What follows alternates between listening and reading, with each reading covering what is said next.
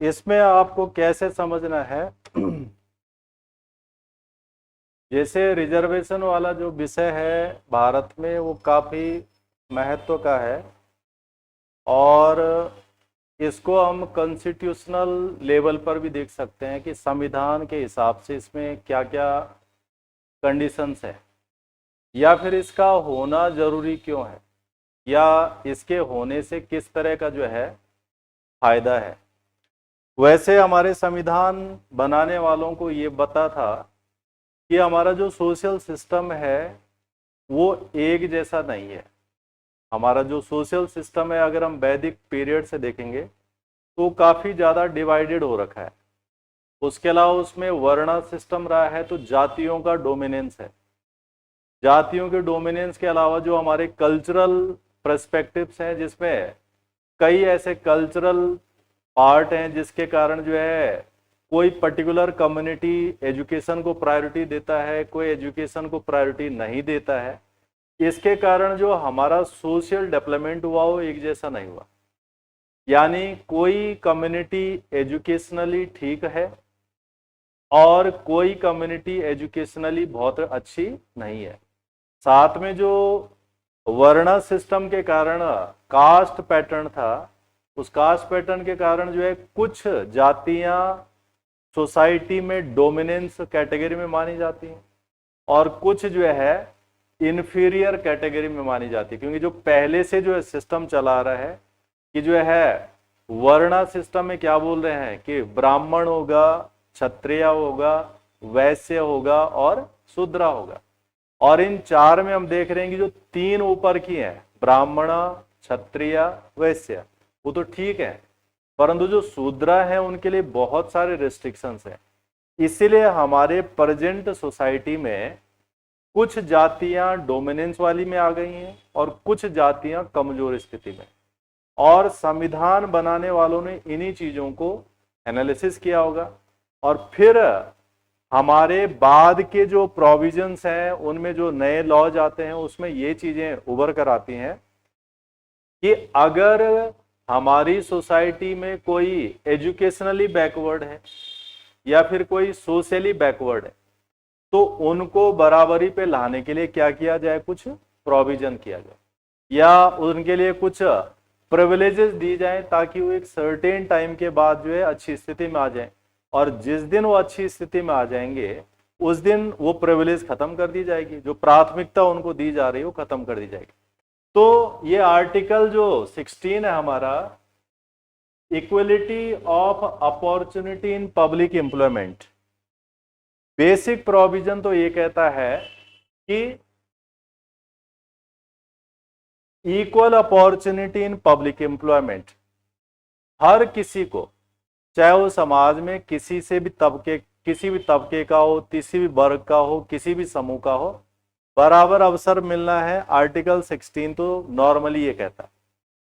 और इसके अंदर फिर जो है ये भी चीजें महसूस की गई हैं कि सब जब एक जैसे नहीं हमारे सोसाइटी में तो उनके लिए कुछ टेम्पररी प्रोविजंस देने चाहिए ताकि उनको हम इक्वल लेवल पे ला सकें।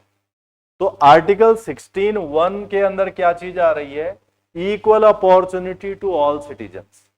और ये जो आर्टिकल है या ये जो फंडामेंटल राइट है ये इंडियन सिटीजन के लिए है। इसका मतलब फॉरेनर, विदेशियों को लिए अधिकार नहीं है। तो 16(1) कहता है कि सबको क्या मिलेंगे, बराबर अवसर मिलेंगे जितनी भी सरकारी नौकरियां रहेंगी। फिर इसके साथ में जो है दूसरा है article 16(2), no discrimination on the basis of religion, caste, sex, place of birth, इसके आधार पर भेदभाव नहीं होना है। इसका मतलब सब लोगों को बराबर का अवसर मिलना है जब कभी भी सरकारी नौकरियों की बातें होंगी। तो 16(2) ये जो दो पार्ट है शुरू के, ये हम बेसिक तरह के मान सकते हैं, परंतु जैसे मैंने कहा कि हमारी सोसाइटी एक जैसी अवस्था में नहीं है, सारे समूह एक जैसे नहीं है, तो फिर उनको भी ध्यान में रख करके इसमें कुछ एक्स्ट्रा प्रोविजन दिए गए। इन एक्स्ट्रा प्रोविजनों हम देख रहे हैं आर्टिकल 16(3), इसमें क्या कह रहा है कि parliament can make some special provisions for any particular caste, community and in any particular case, किसी भी मामले में वो कुछ प्रावधान कर सकते हैं। तो प्रावधान करने का यहां पर जो है प्रोविजंस है। तो ये आर्टिकल 16(3), 16 और 16(2) से क्या हो गया, थोड़ा अलग हो गया, क्योंकि ये दो तो अलग ही बातें कर रहे हैं, ये तीसरा अलग है। फिर आर्टिकल 16(4) क्या कह रहा है, state can make provisions of reservations for some particular caste and community, उनके लिए कर सकता है। तो ये जो भारत के अंदर जो है जो रिजर्वेशन होता है, शेड्यूल्ड कास्ट, शेड्यूल्ड ट्राइब्स, इस तरह का जो आरक्षण दिया जाता है वो इसके अंदर आ जाता है 16(4). तो हम ये कह सकते हैं कि ये दो जो आर्टिकल है 16(3), 16(4), ये 16(1) और 16(2) का एक तरह का क्या कर रहे हैं, कॉन्फ्लिक्ट कर रहे हैं उसके साथ में। इसीलिए जो है प्रोविजंस जो है, ये जो रिजर्वेशन वाले प्रोविजंस होते हैं वो टेम्पररी किस्म के होते हैं। और बाद में जो है इसमें एक और नया प्रोविजन जोड़ दिया गया 16(5) कि religious post in any religious institutions that can also be reserved for that particular religion। जैसे हम बात कर रहे हैं कि जो है अयोध्या मंदिर का जो केयर टेकर होगा वो कौन होगा, कौन उसका संचालन करेगा, डेफिनेटली एक हिंदू होगा। वहीं पर हम देख रहे हैं कि अयोध्या में जो एक मस्जिद भी बन रही है, जिसको जिले जो है पर्टिकुलर जो लैंड है वो यूपी गवर्नमेंट ने दी है। तो वहां पर जो आने वाले टाइम पर जो मैनेजमेंट देखने वाले लोग होंगे वो निश्चित रूप से कौन होंगे, मुस्लिम्स होंगे। या फिर तिरुपति बालाजी जो आजकल इतना चर्चा में हो रखा है, उसको कौन देखेगा, ये जो पद वहां पर होगा वो पद क्या रिजर्व हो सकता है, सो डेफिनेटली रिजर्व हो सकता है।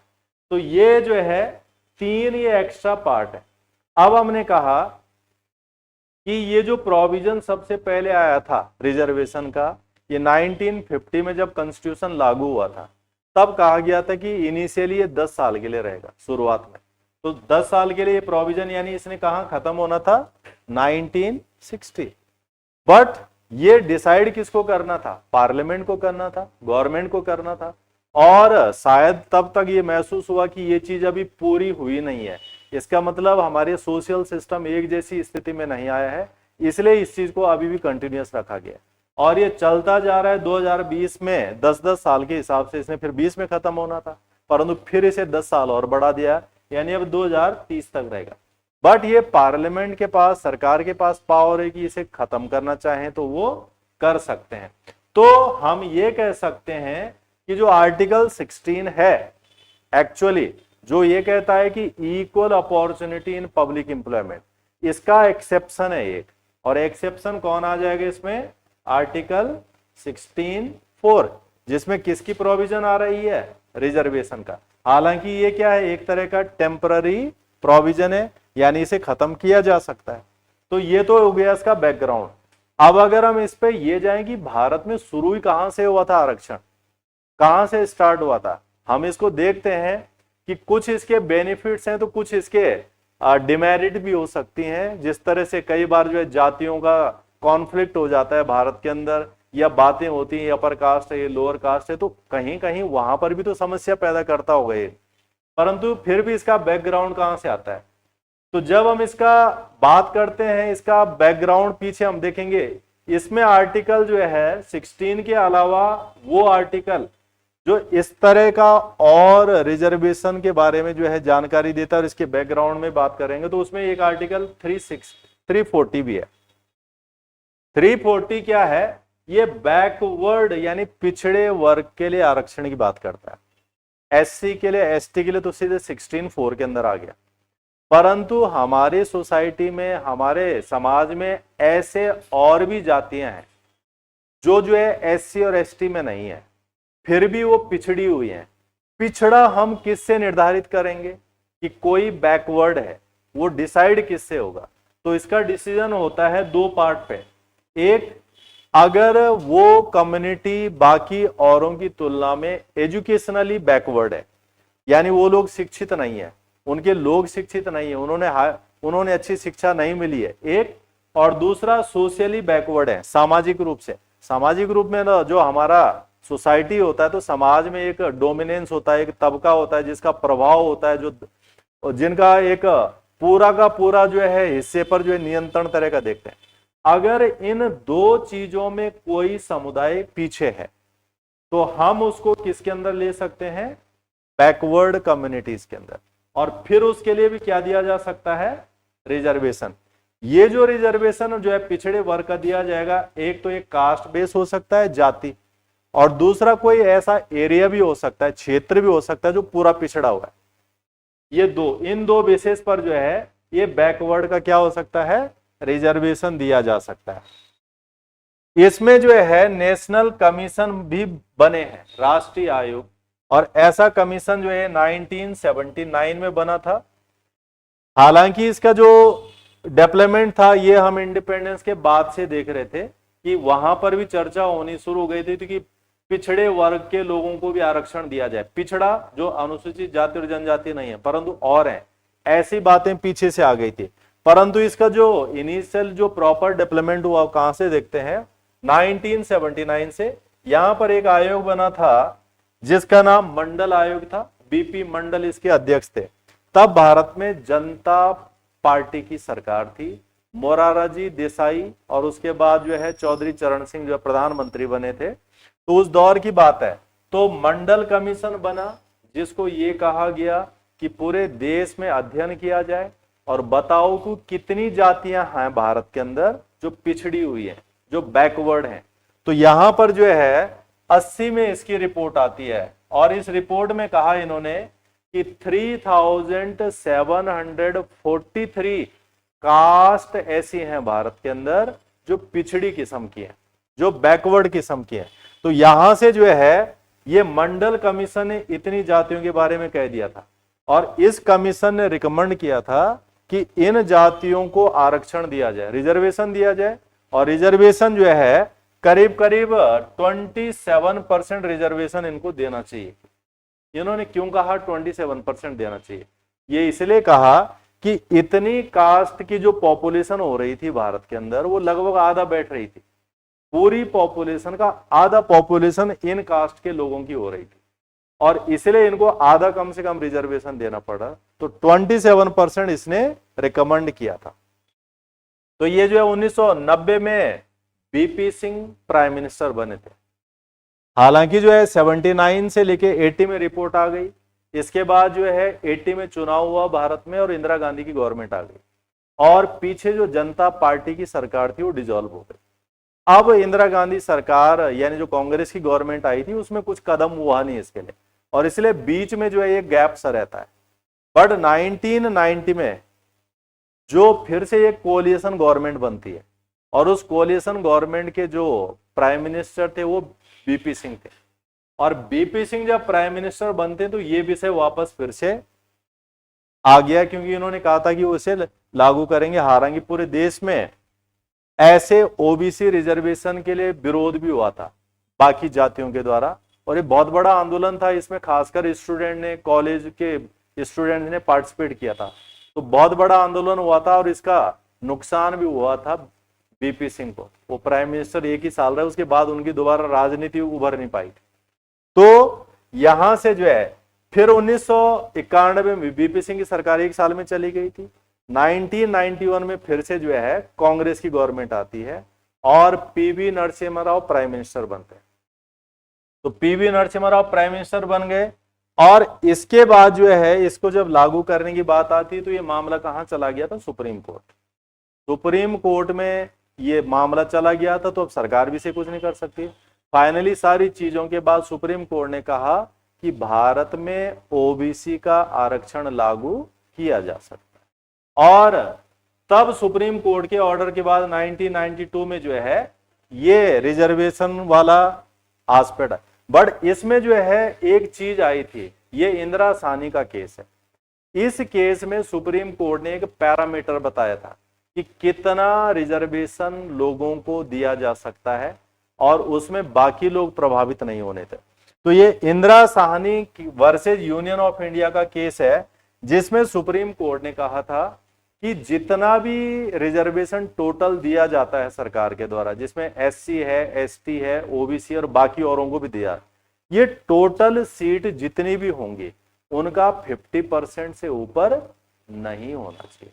यानी टोटल 50% ही रिजर्वेशन दे सकते हैं, बाकी 50% सीटें ओपन होंगी और जर्नल के लिए हम बोल सकते हैं। हालांकि ये जो प्रोविजंस है ये पूरी तरह से इंप्लीमेंट होता नहीं दिखता है, क्योंकि ये रिजर्वेशन बहुत सारे राज्य हैं जहां ऊपर जाता है। जैसे तमिलनाडु है, वहां जो है काफी 69% तक 69% तक बोलते हैं कि वहां 69% तक जो है पहुंच रखा है।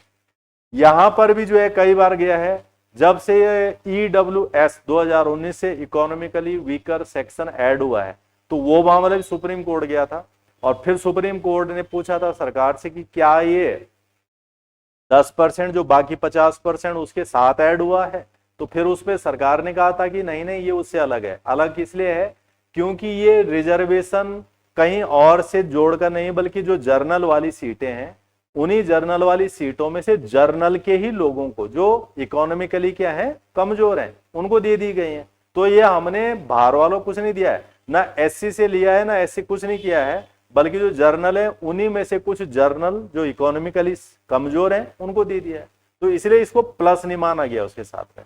तो ये यहां से जो है चीजें आई थी, ये भी आर्टिकल है जो रिजर्वेशन से जुड़ा हुआ है भारत में। अब इसके साथ में जो है हम इसके बैकग्राउंड पे जाते हैं कि रिजर्वेशन का प्रोविजन आया कहां से इसकी शुरुआत होती है। तो हिस्टोरिकली हम क्या देखते हैं इसमें, एक तो इसमें ब्रिटिश पीरियड है और दूसरा इसमें जो है इंडिपेंडेंस के बाद की स्थिति है।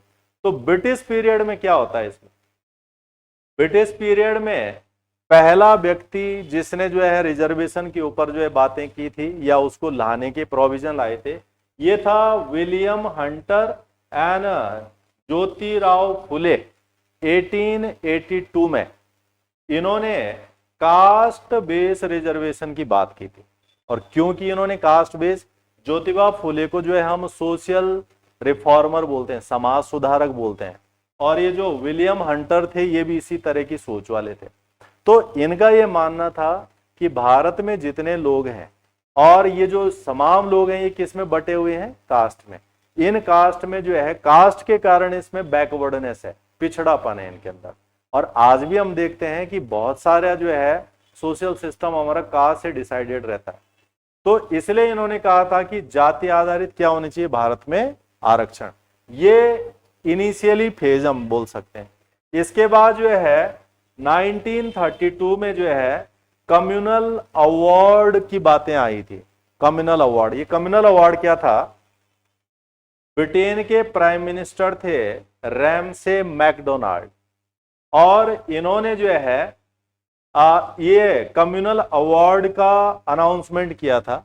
ये क्या था, जैसे अंग्रेजों की पॉलिसी थी डिवाइड एंड रूल, बांटो और राज करो, ये पॉलिसी इन्होंने 1905 से शुरू कर दी थी जब बंगाल का विभाजन हुआ था।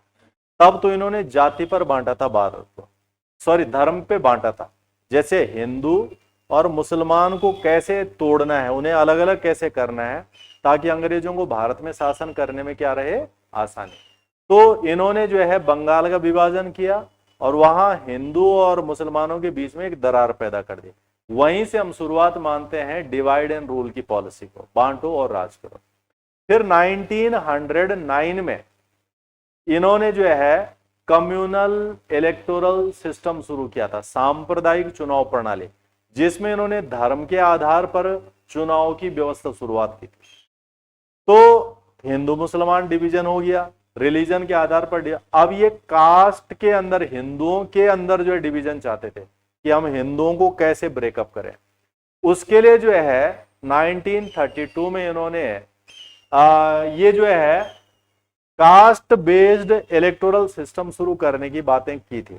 हालांकि इसकी मांगे ये भी कहा जाता है कि दलित लोग कर रहे थे भारत के कि हमारे लिए कुछ सीटें आरक्षित होनी चाहिए, और ब्रिटेन के प्राइम मिनिस्टर और ब्रिटिश सरकार को तो मौका मिल गया तो वो और डिवीजन करना चाहते थे। तो इन्होंने यहां से शुरू किया था और इसी कम्युनल अवार्ड का विरोध महात्मा गांधी ने किया था, कांग्रेस ने किया था। और तब महात्मा गांधी ने इस समस्या से बाहर आने के लिए एक एग्रीमेंट किया था, उसको कहते हैं हम पूना पैक्ट। तो जो दलितों के उस समय सबसे बड़े लीडर थे भीमराव अंबेडकर, इनके साथ में गांधी जी ने जो है पूना पैक्ट साइन किया था और उसमें कहा था कि दलित लोग ब्रिटिश सरकार से अपने लिए सीटें रिजर्व न मांगे, बदले में कांग्रेस उनको दुगनी सीटें देगी, परंतु वो एक तरह का जो है डिवाइड एंड रूल पे नहीं होगा। तो ये पूना पैक्ट है 1932 का।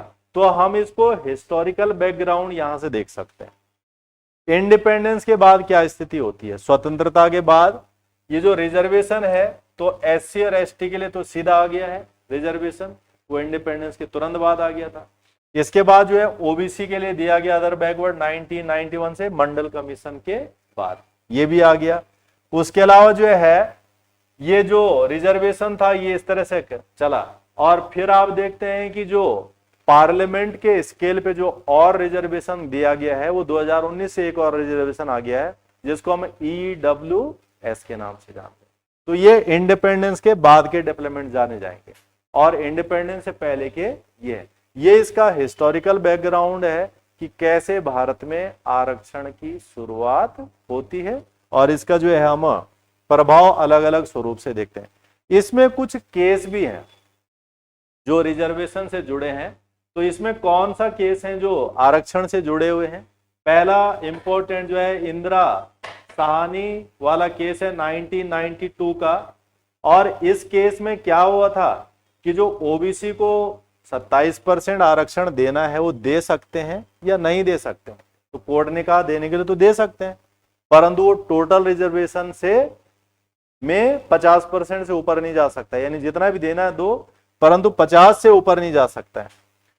फिर इसके अलावा जो है ये जो है आर्टिकल 16(4), ये जो है रिजर्वेशन जो दिया गया है एससी और एसटी को रिक्रूटमेंट में, यानी जब नियुक्ति होती है तब दिया गया है। तो इसमें एक केस सब्जेक्ट आया था कि क्या रिक्रूटमेंट के अलावा प्रमोशन में भी मिलना चाहिए रिजर्वेशन का फायदा। प्रमोशन यानी जब एक बार नौकरी लग जाती है तो उसके बाद प्रमोशन जो होते हैं उसमें भी मिलेगा आर्टिकल 16(4) या रिजर्वेशन का बेनिफिट नहीं। तो ये इसके अंदर जो है ये सब्जेक्ट इसमें आया था, हालांकि कोर्ट ने उसे जो है बाद में डिनाई कर दिया था। इसके बाद जो है 2019 में फिर किसका आया था 10% रिजर्वेशन इकोनॉमिकली वीकर सेक्शन, और ये जो है जो हायर कास्ट हैं, ऊंची जातियां हैं, उनके लिए आरक्षण जो है विषय था। तो क्या ये इसके अंदर जो है आता है? तो ये इसमें नहीं आता है, परंतु इसमें ये लिमिट क्या होनी चाहिए 50% से नीचे रहनी चाहिए, 50% से ऊपर ये लिमिट नहीं जा सकती है। तो हम ये कह सकते हैं कि इस के बाद जो है ये विषय की जो रिजर्वेशन में जो है कोर्ट ने जो स्पष्ट किया था कि रिजर्वेशन सिर्फ अपॉइंटमेंट में मिलेगा, नियुक्ति में मिलेगा, और किस में नहीं मिलेगा? प्रमोशन में नहीं मिलेगा।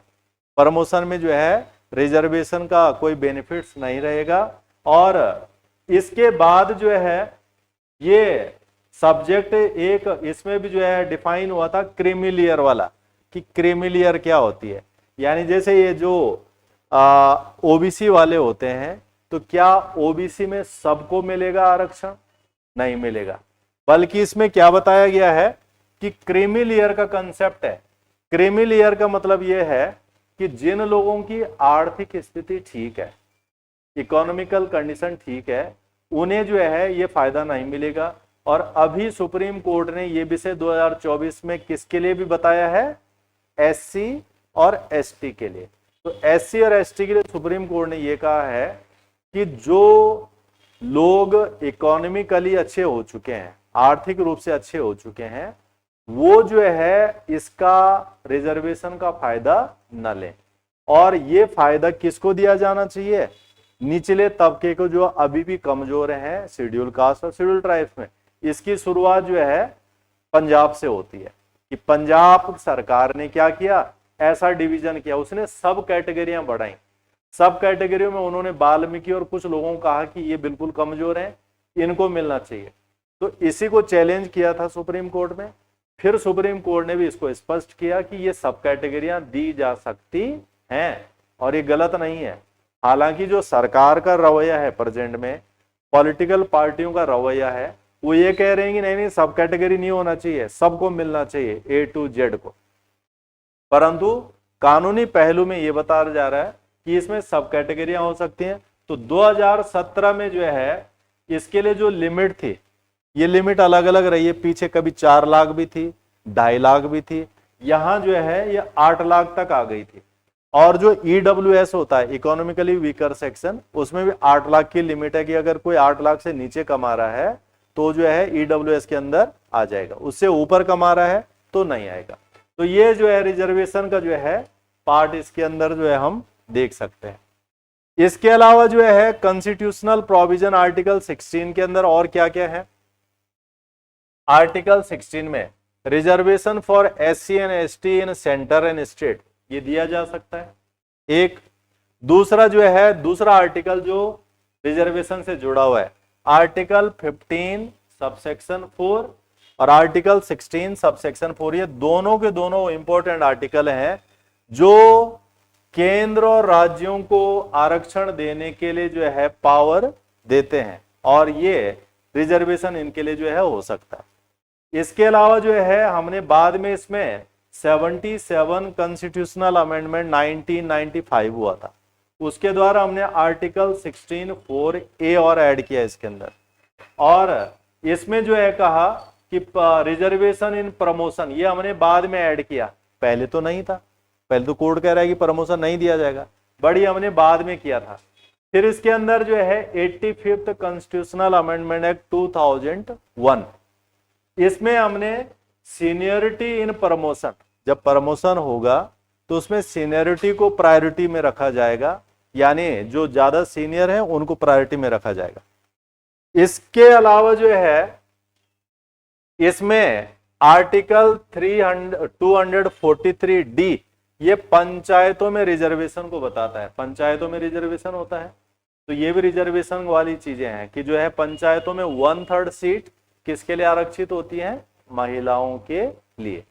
तो ये भी रिजर्वेशन की चीज है। उसके अलावा जो हमारी लोकसभा है, राज्यसभा है, लोकसभा और विधानसभा है, यहां पर भी SC और ST के लिए सीटें क्या होती हैं, आरक्षित होती हैं। और इसका प्रोविजन जो है आर्टिकल 330 और 332 के अंदर भी हम देखते हैं। तो हम ये कह सकते हैं कि ये तमाम जो कॉन्स्टिट्यूशनल प्रोविजंस हैं, इन सब को आप रिजर्वेशन के साथ में रिलेट कर सकते हैं कि इनके द्वारा भारत में आरक्षण दिया जाता है। तो ये जो आर्टिकल 16(4)A था, ये हमने कहां से जोड़ा था, 1995 से जोड़ा था। क्या बोला था इसमें कि प्रमोशन में रिजर्वेशन दे सकते हैं, परंतु ये जो है 2006 में चैलेंज हुआ सुप्रीम कोर्ट में, और ये केस था जो है M Nagaraj versus union of India का केस था। इसमें जो है क्या कहा गया था कि जो SC और ST का जो रिजर्वेशन है उसमें इन चीजों को ध्यान रखा जाएगा, सोशली बैकवर्ड और एजुकेशनली बैकवर्ड, शैक्षिक रूप से, सामाजिक रूप से पिछड़े हैं, ये ध्यान दिया जाएगा उस पर जो है। उसके अलावा फिर 2018 में ये जर्नैल सिंह वर्सेज जो है लक्ष्मी नारायण गुप्ता केस है, रिजर्वेशन इन प्रमोशन, ये जो है डिनाई किया गया था कि जो है आरक्षण प्रमोशन में नहीं मिलेगा। कुल मिला के ये चीजें बदलती रही हैं, कभी हाँ बोला गया है, कभी ना बोले प्रमोशन वाले पार्ट के अंदर। तो ये तमाम वो हिस्से हैं जिसमें जो है रिजर्वेशन से जुड़े हुए पहलू। क्लियर है यहां तक? कोई क्वेश्चन, डाउट?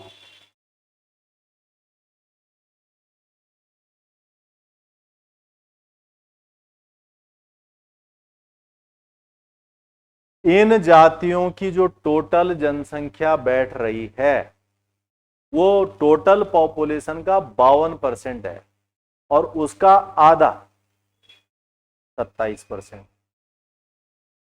करेक्ट है? तो ये जो है कॉन्स्टिट्यूशनल प्रोविजन हो जाएगा इससे रिजर्वेशन से जुड़ा हुआ।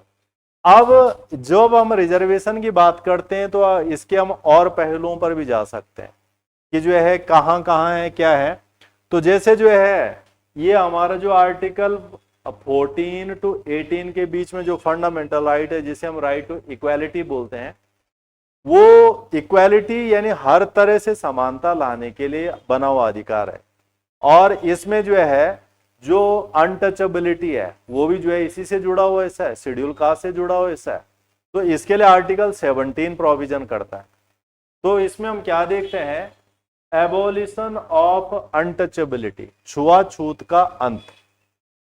इसका मतलब जब से संविधान लागू हो रहा है, पीछे से जितनी भी इस प्रकार की प्रथाएं हैं उन तमाम प्रथाओं को समाप्त करने का प्रावधान करता है आर्टिकल 17, ताकि समाज में इस तरह की समस्या कुरीति न रहे। तो ये जो छुआछूत का अंत है, इस सोशल अप्रोच को पनिशेबल बनाया गया। पनिशेबल मतलब दंडनीय है। इसका मतलब अगर कोई इस प्रथा को अपनाता है, इसको प्रमोट करता है, तो ये पनिशेबल ऑफेंस हो जाएगा, यानी दंडनीय अपराध बनाया गया है इसको। इस तरह की चीजों को रोकने के लिए इसमें जो है कानून भी बना है, अनटचेबिलिटी ऑफेंसेज एक्ट 1955 में बना था, हालांकि बाद में हमने इसका नाम तो बदल दिया था। तो ये जो अनटचेबिलिटी ऑफेंसेज एक्ट 1955 था, इसमें यह प्रोविजन किया गया था कि अगर छुआछूत कहीं पर भी किसी के द्वारा प्रमोट होती है, अपनाई जाती है, ये खासकर कहां की बात हम कर रहे हैं, पब्लिक प्लेसेस की।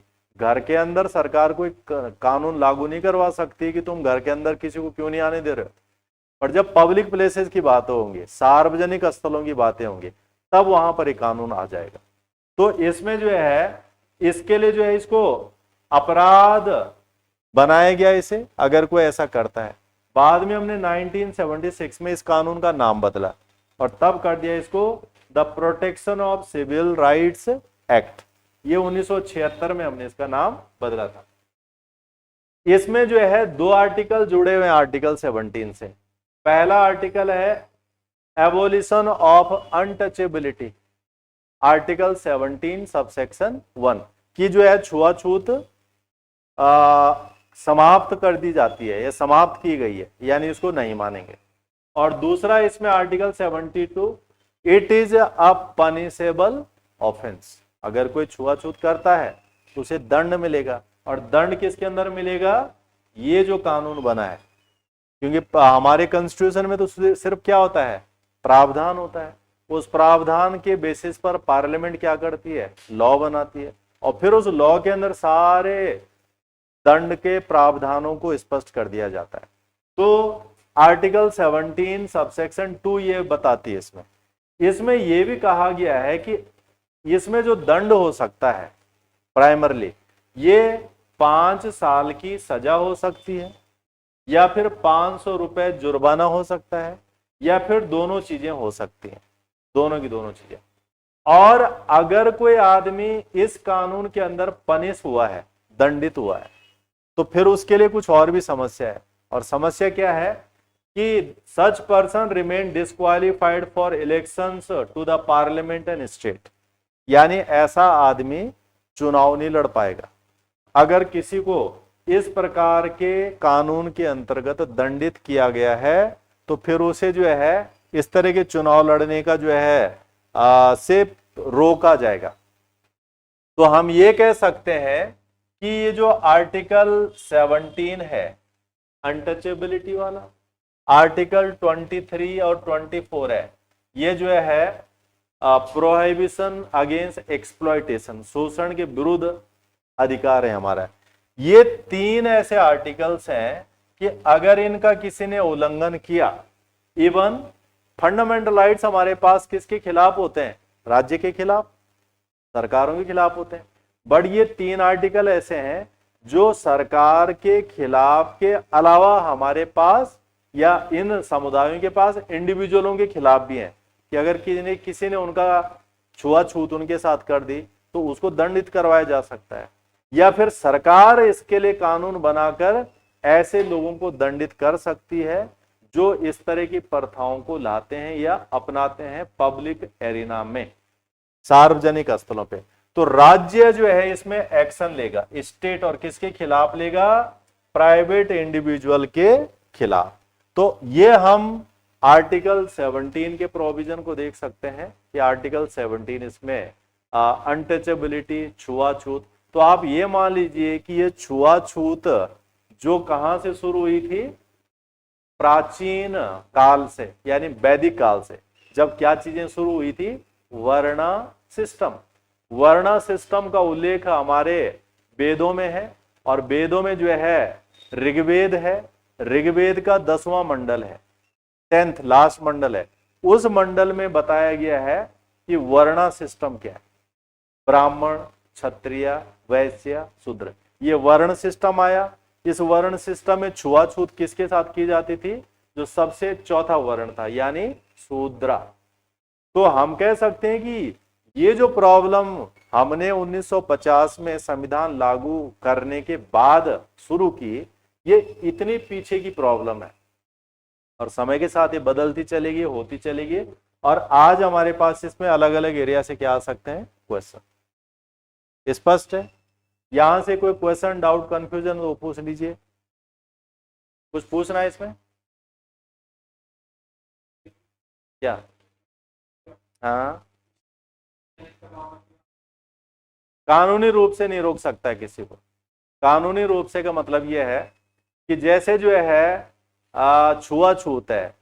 अब जैसे सार्वजनिक नल है, पीने का पानी का नल है, और ऊपर की जातियां, अपर कास्ट के लोग कह रहे हैं कि तुम यहाँ पानी नहीं भरोगे, ये छुआछूत हो जाएगी, तो नहीं कर सकते हैं कानूनी रूप से। और तो इस तरह से सार्वजनिक नल पे नहीं कर सकते हैं, सार्वजनिक तालाब है वहां नहीं कर सकते हैं, या फिर इवन मंदिर है, मंदिर है, अगर कोई कानूनी रूप से दलित आदमी मंदिर में जाना चाहे तो उसे कोई रोक नहीं सकता है। और आप देखते हैं कि जितने बड़े बड़े मंदिर हैं वहां कोई नहीं रोकता है किसी को। ये सिर्फ कहां होता है? रीजनल लेवल पे। आप बद्रीनाथ जाओ, केदारनाथ जाओ, तिरुपति बाला जाओ, कहीं भी जाओ, कोई मतलब नहीं है कौन आ रहा कौन नहीं आ रहा, कोई लॉजिक नहीं है। ये सिर्फ कहां हो रहा है? छोटे स्केल में, गांव का मंदिर छोटा सा, जहां पर जो ऊपर की जातियों के लोग जाते हैं, और वहां निचली जाति के आदमी को नहीं आने देते हैं, या वो आता ही नहीं है खुद से। बट अगर वो चाहे तो उसे कोई रोक भी नहीं सकता है कानूनी ढंग से। और अगर ऐसी समस्या आ रही है तो ये जिला प्रशासन को देखना पड़ेगा कि वो सुनिश्चित करें कि जो है उनकी जो है वहां एंट्री हो, और बिना किसी समस्या के हो। तो इसके लिए कई बार होता है, और कई जगहों पर सुनाई देता है कि स्पेशली डीएम गया, एसडीएम गया, पुलिस फोर्स गए, फिर जो है दलितों को वहां मंदिर में जाने दिया, पूजा पाठ किया और उसे आने दिया। बट ये जो समस्या है, ये समस्या यहां से ज्यादा हमारे मनोवैज्ञानिक स्वरूप की है, और इसको सुधारना है, बेहतर करना है, तो उसके लिए इस प्रकार की चर्चा होनी चाहिए, बहस होना चाहिए, ज्ञान होना चाहिए, शिक्षा होनी चाहिए, ताकि जो नैरेटिव बना हुआ है दिमाग के अंदर कि इससे ये दिक्कत है, वो खत्म होनी चाहिए। और उस खत्म होने में ले सोशल रिफॉर्म्स बड़े मायने रखते हैं, समाज सुधार जिन्हें हम बोलते हैं, या फिर शिक्षा मायने रखती है, विचार मायने रखते हैं, चर्चा मायने रखती है। और ये तमाम जो चीजें बनेंगी, वो एक दिन ऐसा समाज क्रिएट कर देंगे जिसमें जो है जाति का विषय नहीं होगा, इसका विषय नहीं होगा, उसका विषय। जैसे हम विकसित समाजों को देखते हैं, जैसे हम डेवलप्ड नेशंस को देखते हैं, वहां पर कुछ है ही नहीं ऐसा। तो इसका बेनिफिट है उन्हें, क्योंकि उनकी मैक्सिमम एनर्जी किस पे लगती है? क्रिएटिव कामों पे, रचनात्मक कामों पे। वो काम हम अपने समाज को बेहतर करने के बाद कर सकते हैं। यही कारण है कि जब कभी ये मामले कोर्ट में जाते हैं, सुप्रीम कोर्ट में जाते हैं, हाई कोर्ट में, तो कोर्ट बड़ा लिबरल डिसीजन लेता है उसका। अभी जैसे जो है केरला हाई कोर्ट ने कहा कि भारत में बच्चे का जब प्रोटेक्शन का बात आएगा, उसके राइट्स के प्रोटेक्शन की बात आएगी, तो हम धर्म नहीं देखेंगे, धर्म से बड़ा है वो। यानी जैसे जो है माइनॉरिटी की बात थी कि क्या माइनर बच्चे की शादी करवा सकते हैं, तो कई सारे धर्मों में ये कहता है कि अजी हमारे धर्म में तो है, और हम इसके 18 साल से नीचे भी क्या कराएंगे? शादी कराएंगे, 21 साल से नीचे शादी कराएंगे। तो केरल कोर्ट में यही चीज गई थी। तो केरल कोर्ट ने कहा था कि अब धर्म मैटर नहीं करेगा इस विषय पे। ये जो चाइल्ड प्रोटेक्शन लॉज हैं, ये सारे धर्म के बच्चों पे लागू होता है, और कोई इसे बाहर नहीं। तो ये लिबरल डेफिनेशन है, ये देश हित में डेफिनेशन है, ये हमें आगे ले जाने वाली डिसीजंस है, और इससे हमारा सोसाइटी क्या होता है? सुधरता है या अच्छा होता है। तो इसीलिए कहा गया जा रहा था, और हमारे कॉन्स्टिट्यूशन मेकर ने इसीलिए प्रोविजन दिया था कि there should be a uniform civil code. हमारे देश में एक कॉमन कानून होना चाहिए, जो धर्म, जाति, लिंग, वचन सबसे बाहर हट करके कॉमन हो सबके लिए।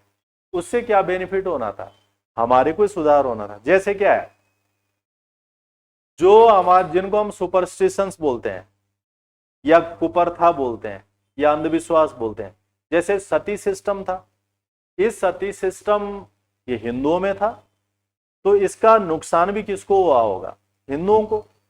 और जब इस प्रथा को बंद करने के लिए जो है कदम उठाए गए तो विरोध भी किसने किया होगा इसका, हिंदुओं ने। पर जब ये खत्म हुआ तो फायदा भी किसको हुआ, हिंदुओं को। ये हमेशा लॉजिकल बात है। आज हम 2019 में जो है ट्रिपल तलाक प्रोहिबिट हुआ था कानूनी, तो इसका ये प्रथा मुसलमानों में थी, इसका अगर नुकसान हो रहा था तो किसको हो रहा था, मुस्लिम लड़कियों को हो रहा था। इस कानून को, इस प्रथा को खत्म करने के लिए लॉ जब बनाया गया तो विरोध भी किसने किया इसका, मुसलमानों ने। और अब इस लॉ का अगर फायदा हो रहा है तो किसको हो रहा है, मुसलमानों। तो ये हमेशा रहता है, हर समाज में होता है कि कोई भी समाज अपनी प्रथा को आसानी से छोड़ता नहीं है। और आधुनिक दौर ये कहता है कि जो प्रथाएं हमारे समाज के लिए, हमारी सोसाइटी के लिए, हमारे लोगों के लिए, हमारी ग्रोथ के लिए नुकसान कर रही हैं, बाधा पैदा कर रही हैं, उनको छोड़ देना चाहिए, बंद कर देना चाहिए और हमें आगे बढ़ जाना चाहिए। तो यही चीज है कि ये कानून भी धीरे धीरे, और जो डेफिनेशंस आती हैं या ऑर्डर आते हैं न्यायालयों के, वो इन्हीं चीजों को ध्यान में रख के दिए जाते हैं कि हाँ हमें आगे क्या चाहिए, हमें और किस तरह का फायदा है। हालांकि पॉलिटिकली इन विषयों को दूसरे नजरिए से देखा जाता हो, परंतु वहां पे पॉलिटिकल एंगल होता है। पर जब कोर्ट का एंगल होता है तो कोर्ट का एंगल देश की प्रोग्रेस से होता है, सोशल डेवलपमेंट से होता है और सभी लोगों के लिए बेनिफिट से होता है। तो ये तमाम बातें यहां से जुड़ी हुई है। और इसमें जो हमारा लास्ट है राइट टू इक्वालिटी के अंदर, ये है abolition of titles. Abolition of titles क्या था, ये भी डिवाइड एंड रूल की पॉलिसी का एक हिस्सा था अंग्रेजों का। अंग्रेजों ने क्या किया, भारतीय समूहों को तोड़ तोड़ करके अपने साथ जोड़ने का काम किया था। जैसे उन्होंने डिवाइड एंड रूल में हिंदू और मुसलमानों को तोड़ा और मुसलमानों को अपने फेवर में जोड़ लिया। हालांकि काम ना उन्होंने मुसलमानों के लिए किया ना हिंदुओं के लिए, उन्होंने सिर्फ अपने लिए किया। ऐसे उन्होंने समाज में प्रभावशाली लोगों को अपनी तरफ जोड़ने के लिए ये टाइटल देना शुरू किया था। किसी को सर की उपाधि दे रहे हैं, नाइटहुड की उपाधि दे रहे हैं, राय बहादुर की उपाधि दे रहे हैं, राय साहब की उपाधि दे रहे हैं। और ये जितने तमाम लोगों को उपाधियां दी जाती थी, इन लोगों के भारतीयों का नजरिया होता है ये तो अंग्रेजों के लोग हैं।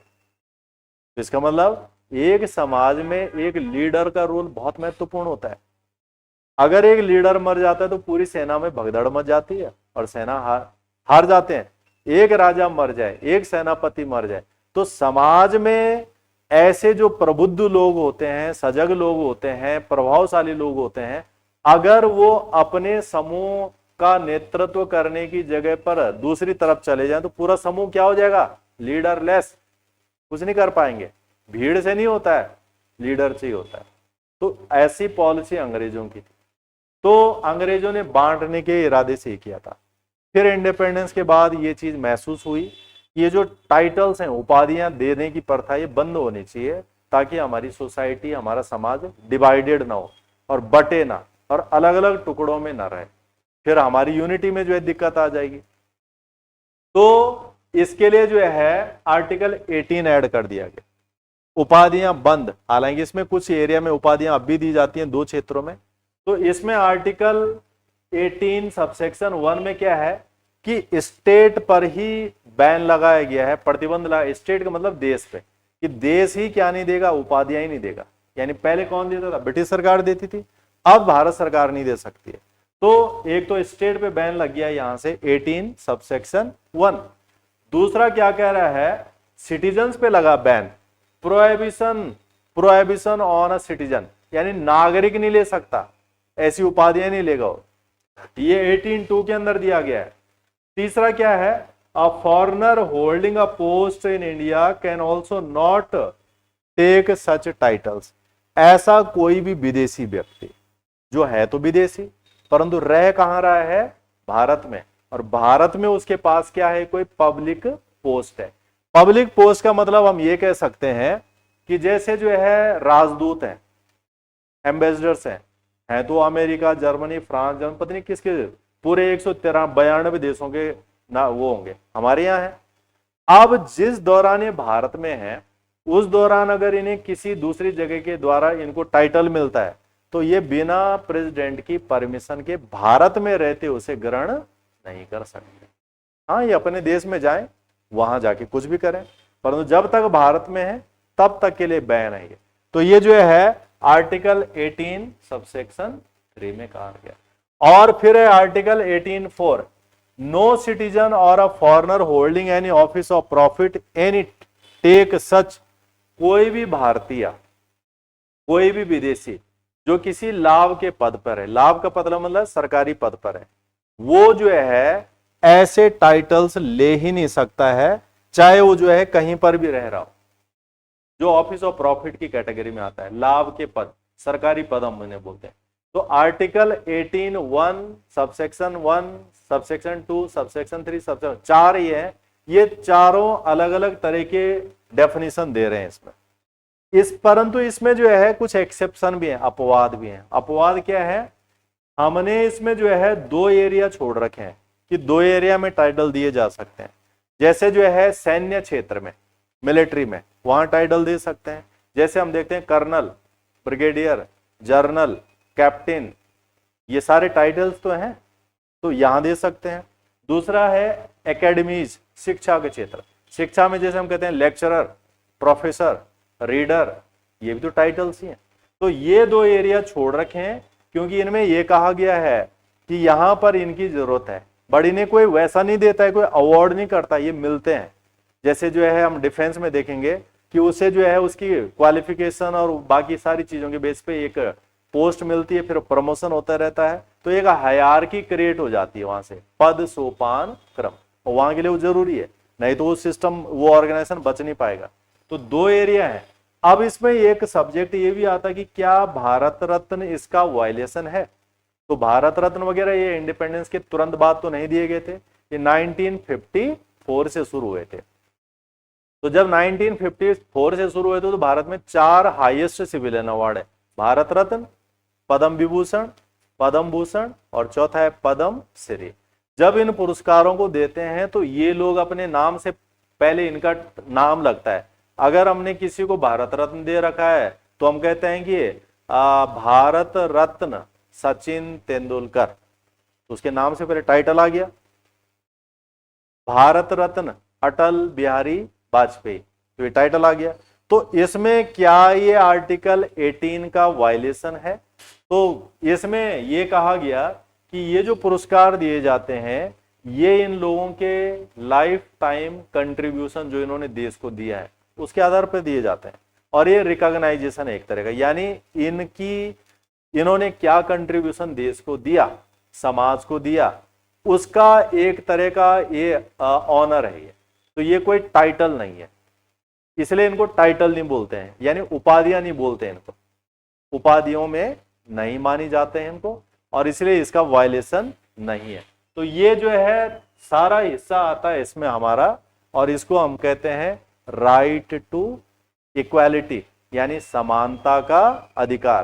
तो 14, 15, 16, 17, 18 ये सारे आर्टिकल्स इससे जुड़े हुए हैं कि कैसे हमारा समाज या भारत एक समान स्तर पर आ सके, जो भेदभाव है वो खत्म हो सके, और इस तरह की जितनी भी समस्याएं वहां पर ना रहे। अब यहां से कुछ पूछना है तो बोलिए। क्लियर है? कोई डाउट? तो इसको इतना ही रखेंगे।